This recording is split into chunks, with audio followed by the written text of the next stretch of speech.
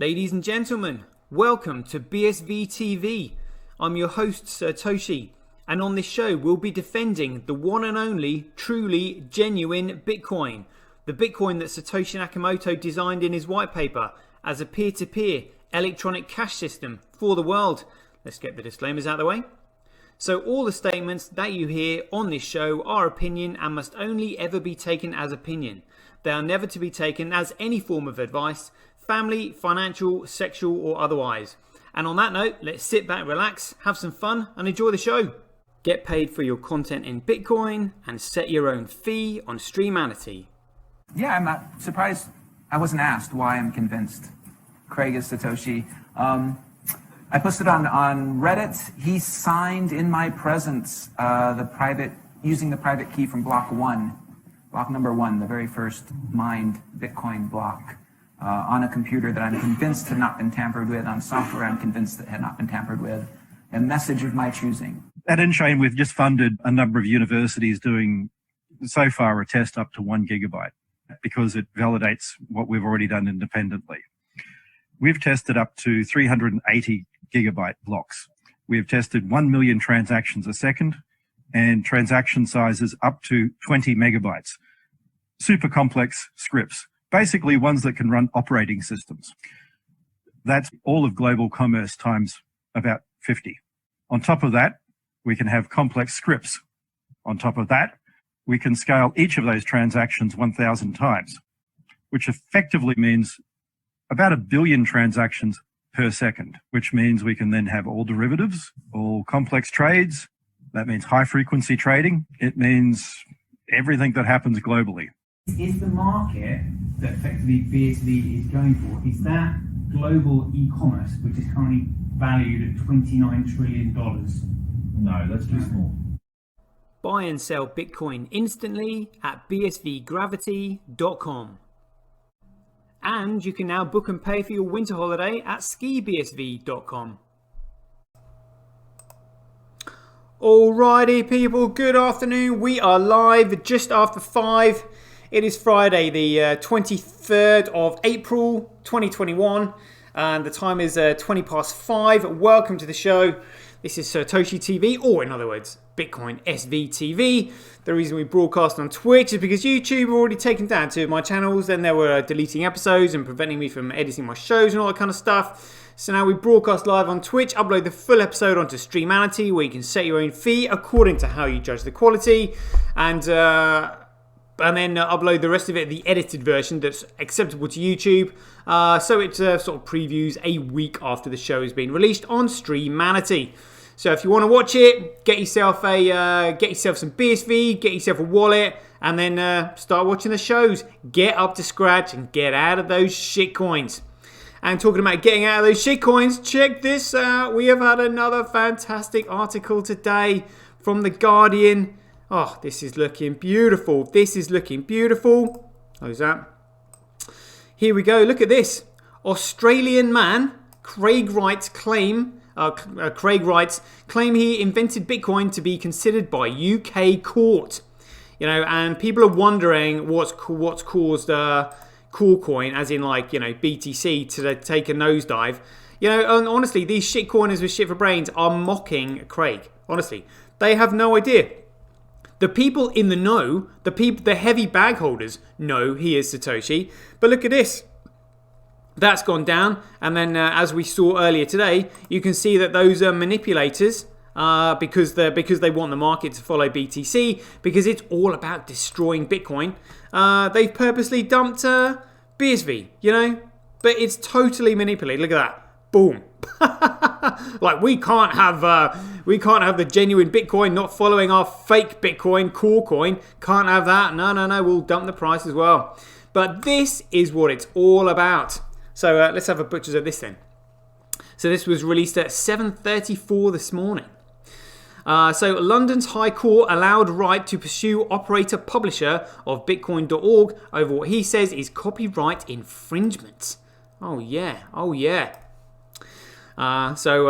Picture Craig Wright. The case hinges on who wrote Bitcoin's white paper, which first outlined the technology behind the digital currency. It's not a digital currency, is it though? Under the pseudonym Satoshi Nakamoto. Woohoo! An Australian computer scientist who claims he created Bitcoin is taking legal action in the United Kingdom, which could force the court to rule on whether he is indeed the cryptocurrency's inventor. London's High Court this week allowed Craig Wright's lawyers to pursue the operator and publisher of the Bitcoin.org website, called Cobra, over what they say is copyright infringement, according to documents filed in court seen by Reuters.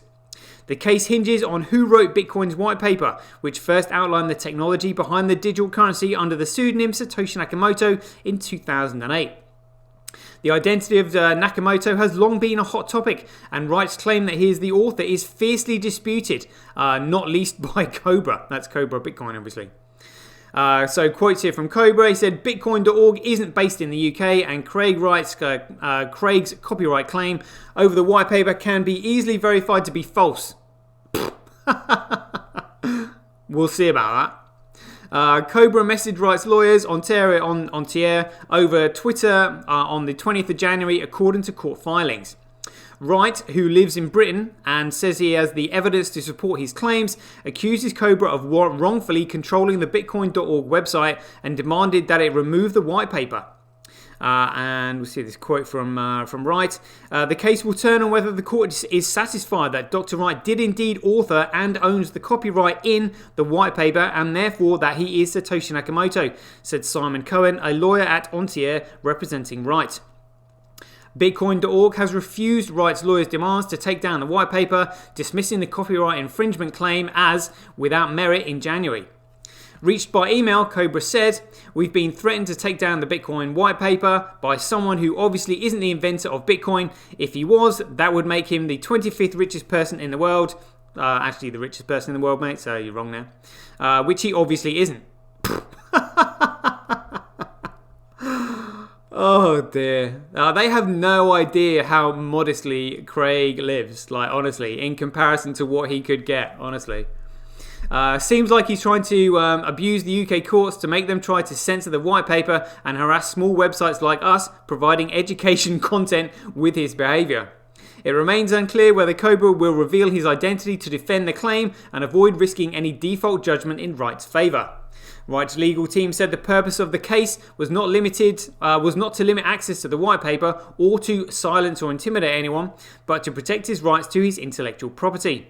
Similarly, Dr. Wright does not wish to restrict access to his white paper, but does not agree that it should be used by supporters and developers of alternative assets. Oh, and this was in The Guardian, such as Bitcoin Core, to promote or otherwise misrepresent those assets as being Bitcoin. Oh, look, the cat's getting out of the bag. Given that they do not support or align with the vision of Bitcoin as he set out in his white paper.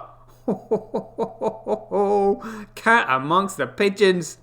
Bitcoin has surged in value this year, and we all know why that is. That's due to exchanges dumping their bags, causing a liquidity crisis because they know it's a piece of shit and it's not the genuine Bitcoin, it's fake. Increasing nearly 90% to the record of almost $65,000 last week. And for any newbies who might be watching this, we're just going to show you a graph here by CryptoQuant, just to show you what's happened this year for anybody who doesn't understand it. I know that shitcoiners won't ever look at this because they just wouldn't bother anyway trying to understand it because they don't have the intellectual capacity to do so. But for any normal people, it's quite obvious what's happened. Have a look at this. Look at this. In all of its glory. This is BTC All Exchanges Reserve. They have been dumping the shit out of this thing all year because they know it's a piece of crap. Look at this, and look at what it's done to the price, causing the liquidity squeeze. Look, price has gone up, supply has gone down. They are dumping it on shitcoiners. Look at this, boom, boom, boom. Why would they be dumping it if they expect the price to be going up in value? Because they don't expect the price to be going up in value. That's the whole point, and they know more than these shitcoiners with shit for brains. Oh dear. Oh dear. So in 2015, Wright was investigated by the Australian Tax Office over his involvement with Bitcoin. His Sydney home was raided by the Australian Federal Police, leading to speculation he might be Satoshi Nakamoto. And he was also outed by Gizmodo magazine and Wired magazine on the same day. Conspiracy? I think so. Or should we say coincidence? I think not. In 2016, Wright claimed he was Satoshi Nakamoto, but experts questioned the evidence he provided. He promised to provide further proof, but backed down days later, saying he was sorry and did not have the courage. Well, yeah, I mean, he could. That would have been a bad move. Yeah, I probably think of a better word than that, because the Bitcoin gets its fundamental value and credibility from the neutral growth of the network.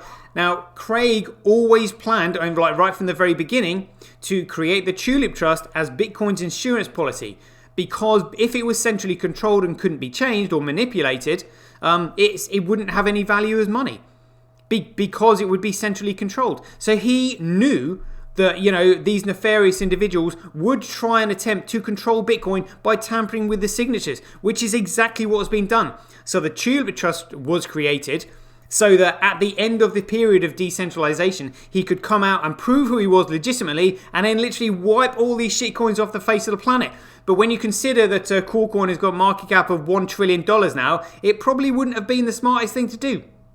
If you know what I'm saying, So now he's doing it the proper way, which is awesome, Gives us here in Bitcoin, a chance to pick up Bitcoin for $200. Oh my God, amazing. A review of the US court ruling in 2019 on whether Wright should hand over up to half of his alleged Bitcoin holdings to the estate of his alleged former business partner David Kleiman has been delayed due to the C-19 pandemic and isn't due to commence until June. All this fun and games, people. All this fun and games. I can't wait. Honestly, I can wait. Looks like the price is going up again a little bit. Oh, look. See, look, down. Up we go. Ups we go. Look, I'm telling you, that was a fantastic buying opportunity right there. And I haven't got any money coming for 5 days. Go. Right, so next, check this out. So just saw this from David Washburn, nChain's, I think nChain's CEO. Let's have a look. Yeah, CEO, nChain. There we go. So this post here said, truly excited to bring nChain's global data integrity and business process expertise to Worldline Global's payment platform as a service solution. Great work by Smit Nacht. It must be somebody to do with, here we go, Director of Business Services at nChain. All right, cool. And the rest of our team at nChain, included as a foundational partner in this impressive initiative organised by a global leader in payments. So this was the actual post by nChain saying, we are pleased to join Worldline Global as a foundational partner of the payments platform as a service. So PPASA, solution to explore the benefits of leveraging blockchain technology for scalable payments and value-added services. We expect the unique properties of blockchain technology and the products we develop to be fundamental to the future of payment processing. So this is an exciting opportunity to work with an industry leader and help a wide range of business benefit from the work we do. You can learn more here. Are we going to be lucky? Oh, check it out. Check it out. All right. Let's have a look at this then. Worldline continues to build its payment platform as a service, payments platform as a service solution at the heart of its terminal solutions and service transformation roadmap. Benzon's April 22nd, 2021, Worldline, the European leader in payments and transactional service industry, today announced that it has completed the second phase of development of its new payment platform as a service solution. The commercial launch of PPAS is scheduled for the second half of 2021, supporting the group's terminals, solutions and service divisions, transformation towards being an ecosystem enabler and trusted technology partner in the new world of cloud-based payments acceptance. As of today, Worldline has onboarded 16 foundational partners and co-design and test the solutions with its TSS business line. So Payment platforms as a service will enable Worldline partners to orchestrate state-of-the-art payment solutions for their merchants, customers across all commerce channels. The solution is an open ecosystem combining natively built services with connections to third-party applications. That must be the Bitcoin blockchain, designed to be device and partner agnostic. Payment platforms as a service will allow Worldline partners to easily activate features in order to create or enhance the experience of their merchants offering through open APIs. Banks and acquirers will be able to significantly simplify their payment acceptance operations and provide their end customers with a variety of value-added services. In parallel, banks and acquirers will be able to offer their services to independent software vendors, gateways and integrators connected to the PPAS platform, developing new partnerships and gaining access to new merchant customers. ISVs and solution integrators can incorporate payment solutions into their products through a single integration process. That's great. That's really good. Benefiting from connections with regional and international payment processors through the payment platform as a service. Solution providers of a broad range of services such as buy now, pay later, loyalty data intelligence, fraud management, and merchant onboard digitization will be able to seamlessly access new routes to market and extend their reach to new geographies and merchant categories. Acquirees, gateways, and ISVs can easily enable these services through the payment platform as a service, enriching their own offerings to their end merchant customers.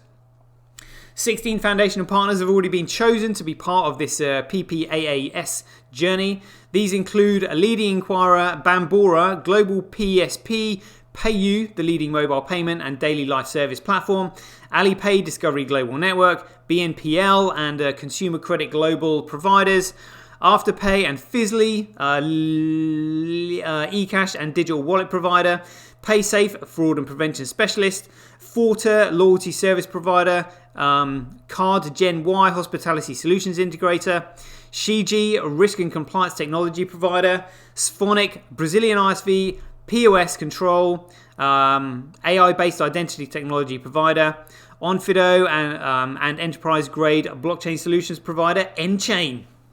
Oh, great stuff. Great stuff. Let's see what these quotes here.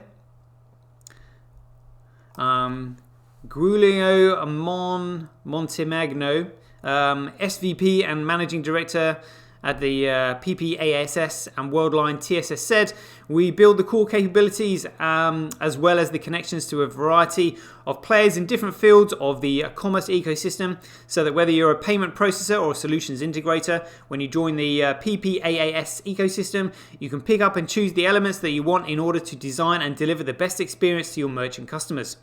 As a leader in payment and credit services in emerging markets, we're delighted to be part of this journey.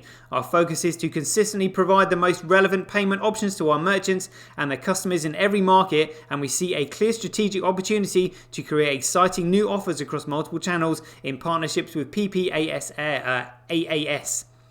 said Mario Silisiaski, CEO of PayU Global Payments. Consumers are increasingly looking forward to flexible and innovative ways to pay.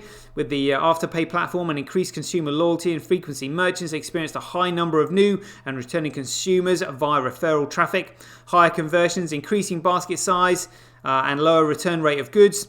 In partnering with the PPAAS, we will continue to expand the way we service merchants in-store and online, said Carl Oval Schliebel, CEO, ClearPay and EVP Afterpay International. All right, let's see what it says here about Worldline. Worldline is the European leader in the payment and transactional service industry and number 4 player worldwide. That's huge. That's huge. With its global reach and its commitment to innovation, Worldline is the technology partner of choice for merchants, banks and third-party acquirers, as well as public transport operators, government agencies and industry companies in all sectors. Powered by over 20,000 employees in more than 50 countries, Worldline provides its clients with sustainable, trusted and secure solutions across the payment value chain, fostering their business growth wherever they are. Services offered in Worldline in the area of merchant services, terminals, solutions and services, financial services and mobility, and e-transactional services, including domestic and cross-border commercial acquiring, both in-store and online, highly secure payment transaction processing, a broad portfolio of payment terminals, as well as e-ticketing and digital services in the industry environment. In 2020, Worldline generated a pro forma revenue of 4.8 billion euros. 4.8 billion euros. Only BSV can deal with a company that size. Absolutely awesome. So look at this, Worldline Q3 revenue in line with full year objectives. Q3 revenue in line with full year objectives. Revenue 573 million. Strong improvement compared to quarter 2 as planned. Very successful friendly offer to Ingenico. 88.6% of Ingenico shares and 99.6% of Oceania's tendered one-day readiness integration program fully in place. Yeah, blah, blah, blah, blah, blah. See what else we can find on Worldline. Let's do a bit of digging, shall we? Find out what they are. Here we go. Worldline profits. That's more like it. Let's have a little look.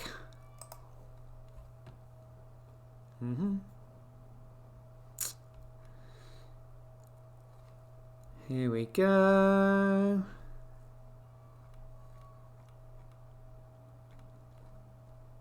Oh, seriously? Ow! I'll wipe them out later. Competitors, acquisitions, funding.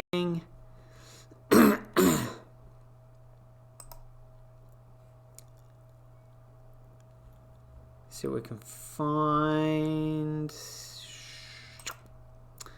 Alright, hold on 1 second. Worldline quarterly and annual revenue. Now we're talking. Yeah, $4.3 billion. Trailing 12 months trend, look at that. So quarter 2 2020, quarter 3 2020, quarter 4 2020. Look at that, going up. Number go up. Wow, annual revenue, yeah, oh, amazing. Amazing.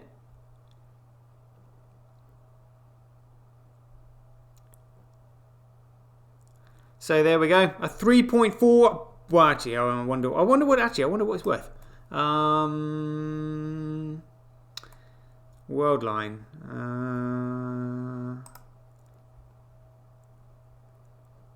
Here we go. So Worldline headquarters is located in Benzos, in France. Got the chairman, CEOs, and approval rating. Yeah, all right. Worldline has raised a total of 783.1 million in funding. Worldline's top competitor is Global Payments, led by Jeffrey S. Sloan, who is the president and CEO of Worldline. Has 1,000. Oh, here we go. This is the figure I was looking for. Look at this. Annual revenue, as we've already seen, 3.4 billion. Employees, 20,000, as said before. Brilliant. Brilliant. $3.4 billion annual revenue on Bitcoin. See, this is what I'm saying. All these companies we've been looking at in the chart show, like unrecognized, it's probably highly likely going to be companies like this testing the network. Stuff that we don't know about. That we can see it happening. This is what's really exciting. So again, for any newbies who don't really know what I'm talking about here, look, this is the blockchain working live in front of our eyes. And look, unrecognized here. Look at that, unrecognized. Well, I mean, it's usually around sort of like 80% of the network, but 50% unrecognized transactions. So it's going to be companies like that, like Worldline. Already. Oh, look at that! Just produced a 126 megabyte block. Beautiful, and that was at 4:20. So that was just like an hour and 20 minutes ago. Lovely, lovely that. 3,880 transactions in it with total fees totaling $208. Literally only on Bitcoin. Only on Bitcoin. This is massively exciting. Again, shitcoiners have no idea what's coming. Literally none. That's great. Love reading stuff like that. That's what we want, you know. So it looks like CoinGeek has done an article on this as well.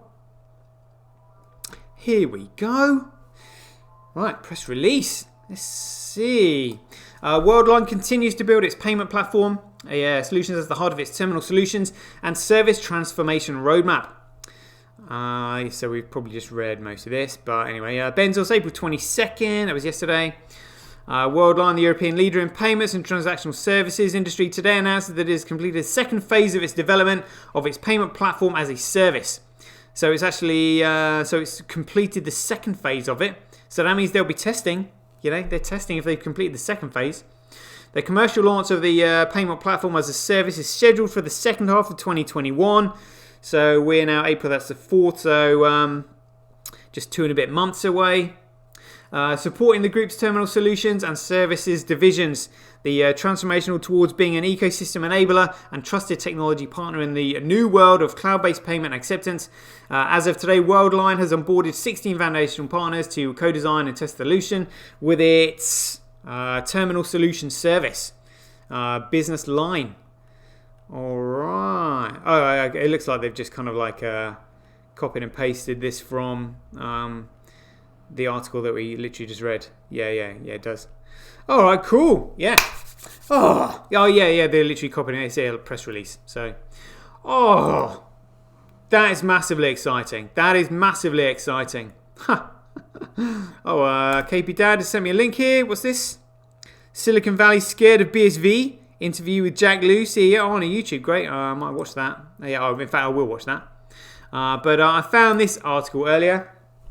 We'll just have a read of this. I mean, this is the shit show of Coinbase. I mean, look at this. 1 week of coin. How is Coinbase Nasdaq listing shaping up so far? Well, we know that literally all the top bods in Coinbase exit scammed the shit out of it. This was their very own version of an exit scam. If they actually thought their company was worth anything, they would be holding onto their shares for dear life. Instead, they dumped the lot because they know absolutely nothing. You know, a few $100 million each. Nice one, I'm off. They've done a Charlie Lee. Literally, they've done a Charlie Lee on their own platform. Charlie Lee exit scammed Litecoin. Coinbase creators have just exit scammed Coinbase. That's literally all they've done. You know, it's nuts. So, yeah. I mean, again, these shitcoiners don't understand it. No, they won't have exit scammed. There's no point in exit scamming. I mean, the BTC is amazing. Yeah, going to be the new global money. I don't think so. And all of these top bods know it, which is why they are out. And all these exchanges are dumping their reserves as quickly as possible. And none of these shitcoiners can see it. We can, looking at the figures every day. Coinbase's largest investors, Andres Horowitz, Union Square, Ribbit Capital, have already roped in multi-billion-dollar profits. April 14th was considered by many crypto enthusiasts all over the world as a watershed moment for the digital asset industry, as it marked the day when Coinbase, one of the largest crypto trading platforms in the world, made its debut on Nasdaq via direct listing. As one can imagine, the lead up to the moment was replete with a market-wide surge in cool coins, scaling up to a price point of $64,800 a day before the listing went live. But you know, Coinbase are just simply printing their own USDC coin, you know, which can pump up the price of BTC. You know, now they're out. You know, just watch it crash and burn. You know, is Tether going to do it anymore? Now these guys at Coinbase have exit scammed. They're out. They don't give a monkeys. In the run up to Coinbase's Nasdaq debut, coin reference price was set at just at $250, with all the company's staff receiving a total of 100 shares each. What's more, in true crypto fashion, Coin's debut was marred by volatility, with stock prices rising sharply to around $430 just minutes after trading commenced. However, following this positive price movement in the value of coin, the value of coin proceeded to plunge drastically, all within a matter of hours, finally wrapping up its debut at a respectable price point of $328. Since then, coin's values continue to hover between $320 and $345, settling at a lower end of the range exactly 1 week after the listing. At the time of writing, the stock's total market capitalization is touted to be worth just under $64 billion, some way off the previous estimated $100 billion. Yeah, just a little bit. That's almost 50%. Oh my god. Oh my god. A real breakthrough or just a lot of hype? It's a bucket shop. It's a bucket shop. You know, no wonder they exit scammed the lot of it. A real breakthrough or just a lot of hype?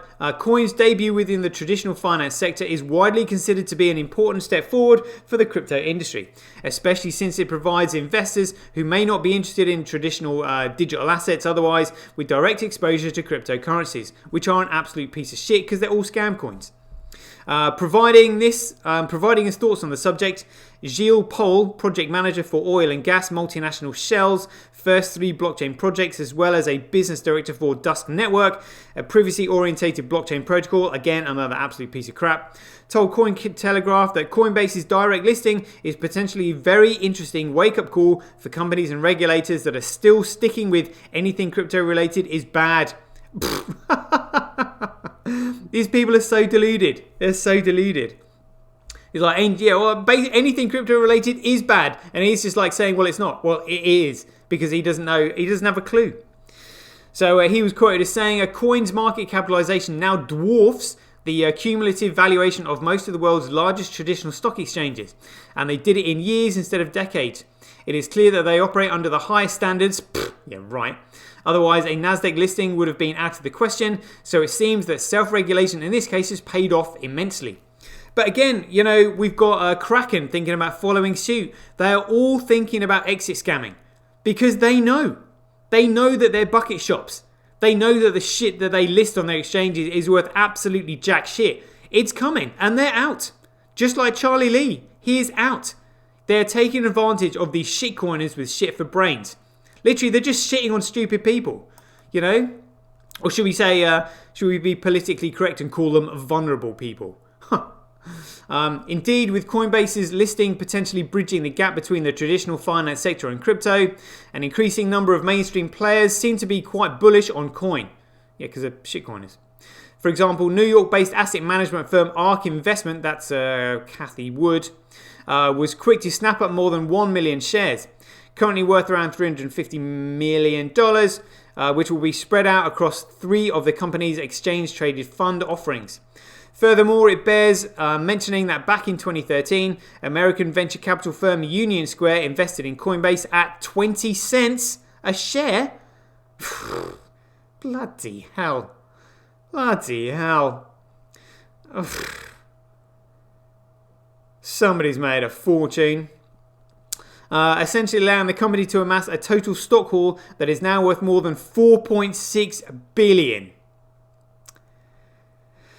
It's alright, isn't it? That said, the company's biggest backer by far is venture capital giant Andreessen Horowitz through its A16Ez crypto fund, which owns shares in the crypto exchange worth about $9.7 billion, according to the information contained in Coinbase's prospectus just 7 months after the conclusion of the firm's Series A funding round. A16Z led a $25 million Series B round, buying shares at $1 apiece. Scandalous. Scandalous. It's just money going in other people's pockets, that's it. Subsequently, the firm was able to purchase $57.1 million worth of shares in October 2019 from Union Square at $23 apiece, and then another $30 million in Coinbase stock at $28.83 a share just 12 months later. Outside of Union Square and A16Z, fintech-focused venture firm Rabiti Capital is the 3rd largest investor in Coinbase, with the company owning a total of 12 million shares worth approximately $3.9 billion. Of the cryptocurrency exchange via its service Series A funding round. Some of the other major players that had gotten a piece of the action include Tiger Global, Institutional Venture Partners, AH Equity Partners, and DFG Growth. Additionally, insider activity reports suggest that a number of Coinbase early-stage investors, as well as a member of its exclusive brass, sold billions worth of equity short after the direct listing. Yep, we know that. I wonder where this goes to. Coinbase insiders dumped nearly $5 billion on CoinStock shortly after listing. Oh, look, they've actually done an article on it as well. Yeah, like, what the F? Yeah, total exit scam. Total exit scam. Unbelievable. I just lost that spot again. For example, Coinbase Chief Financial Officer, Alicia Haas, has sold some 255,500 shares at $388.73 per share while retaining certain options. Similarly, Brian Armstrong, the platform's current CEO, sold 749,999 shares in 3 transactions at various prices, netting around $291 million. Massive exit scam. I think that's pretty around what Charlie Lee got when he exit scammed Litecoin. That being said, while the filings initially seemed to portray a picture wherein multiple Coinbase executives sold a large part of their stake in the firm to net handsome profits, again dollar worshipping, a representative for Coinbase told Telegraph that the sellers still maintain strong ownership positions. What does the future hold for Coin? Well, we know what it holds for Coin. It's a bucket shop, so not a lot.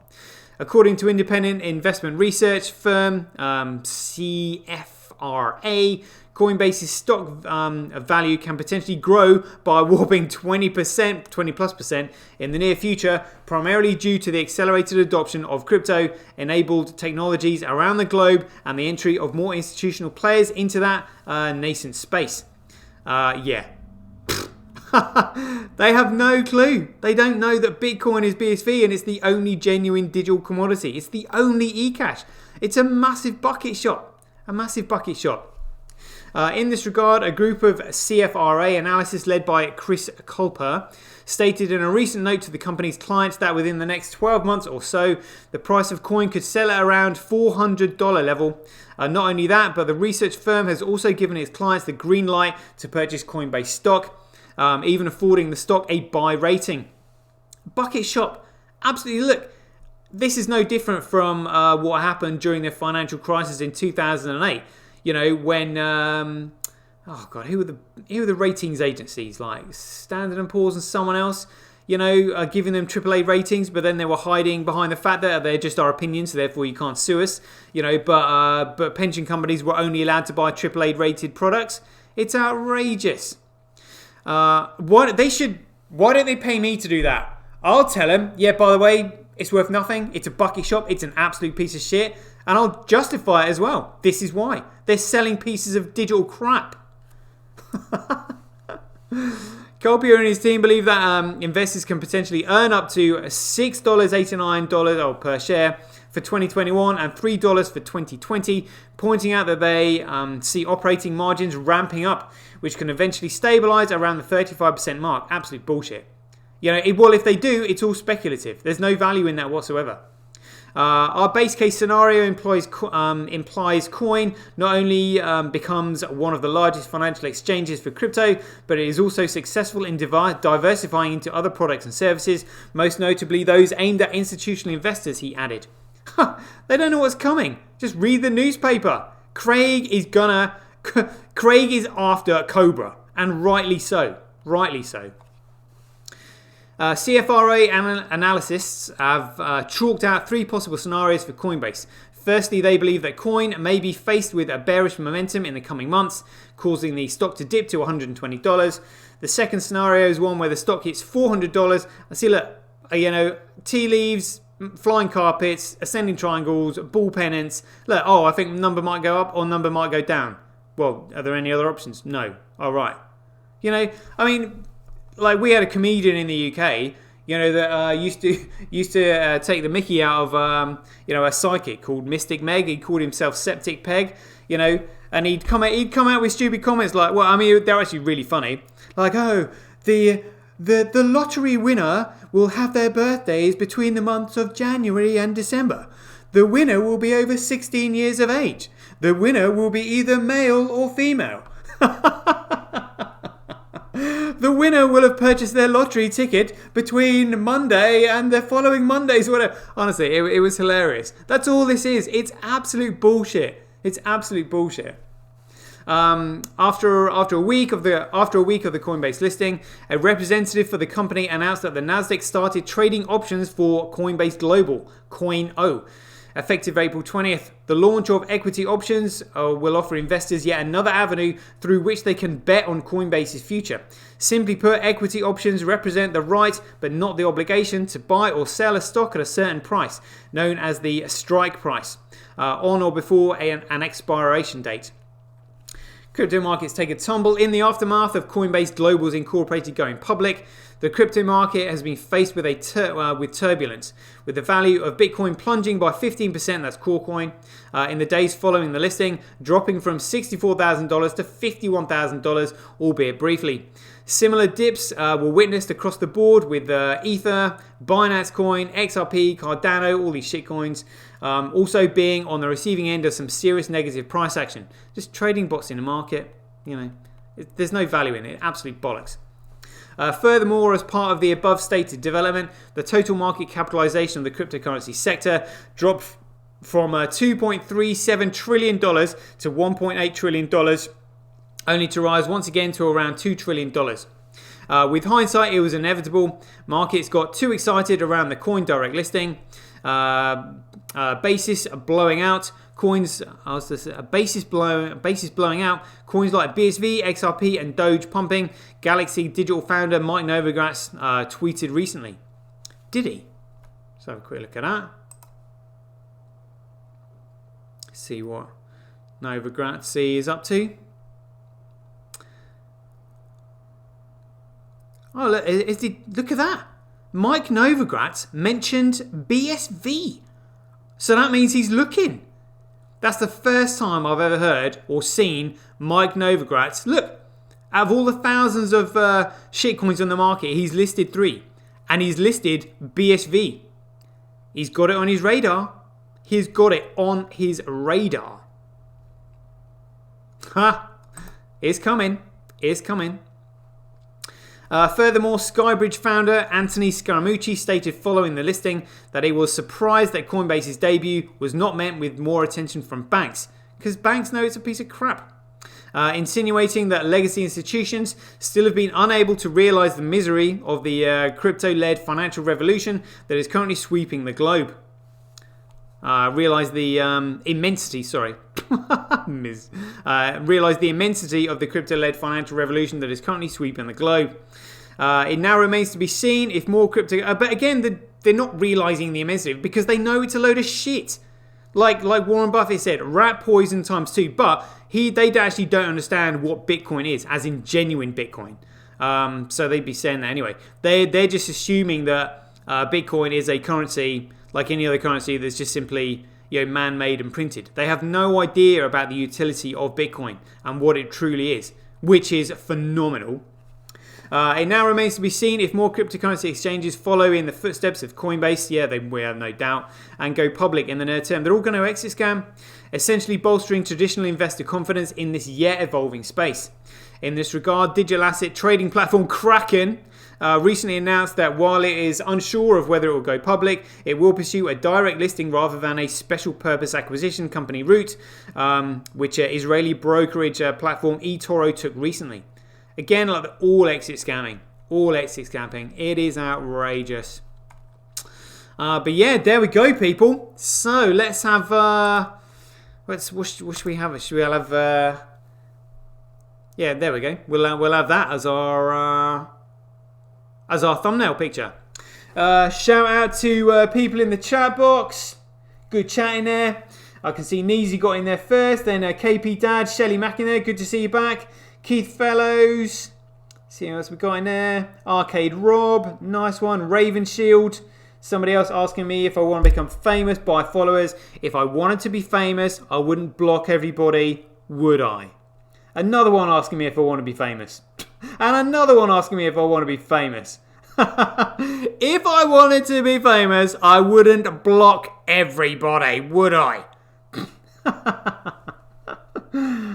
Oh dear. Oh, and Amanda in there as well, and Wi-Fi, great stuff. Right, peeps, hand caches and paymails in there. It is that time of day, ready for dinging of the dong. Rock and roll. Here we go. Just opening up my hand cache. There we go. I'll do the ones that I already, that I obviously know. Here we go. There we go. Purple Warrior. That should be in my. Yep. There we go. Got it. Off to you, Amanda. Swiping to send on the way. There we go. Yeah. Wi-Fi and Ravens. Yeah. Raven Shield. Got it. ZEL. Got it. There we go. Swiping to send on the way. And Wi-Fi, I'm sure that's in there as well. And Orange Kicks, here we go. Wi-Fi, have I got it? Yep, got it. Sweet. Swiping to send on the way. And Orange Kicks, there we go. ORA, Orange Kicks, got it. Swiping to send on the way. Keith Fellows, Big Bollocks. BIG, there we go, got it, yep. Swiping to send on the way to you, sir. There we go, and Neezy, you are next. Here we go, and double E, Neezy. Swiping to send. There we go, and KP Dad, 72, on the way to you. Here we go, next. Swiping to send. There we go. Let's see if I've missed it. Shelly Mac. Here we go. Shelly Mac. Excellent. There we go. Swiping to send on the way. Let's see what else we got in there. Arcade Rob. I can't remember what your one is. Arcade Rob, put yours in there. You'll have to remind me. I think that's most people. I think so. Yeah, Arcade Rob, you just have to put yours in there. Can't remember what it is. Yeah, that's the one. Pikes. God. Here we go. Thank you very much. Got it. That's in my contact list. Here we go. Sweet. There we go. All right, peeps. Oh, honestly, I love Bitcoin. I love Bitcoin. Look at that. Worldline. $3.4 billion in annual revenue. You know, partnering with Enchain, using BSV for their platform, payments platform as a service solution. Amazing, people. Watch this space, and as ever, be aware, take care, stay safe out there. Joy given. Same time tomorrow. Catch you guys later. Get paid for posting your pics on Relica. Download the app now at www.getrelica.com. Get your tweet etched on Twitch, forever on the Bitcoin blockchain. Do it today at www.jointwitch.com. Buy BSV.live, the best place to buy Bitcoin SV online.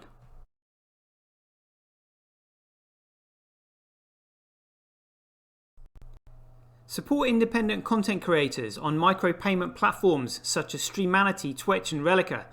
We should profit from our data, not the large corporations who track, monitor and sell it.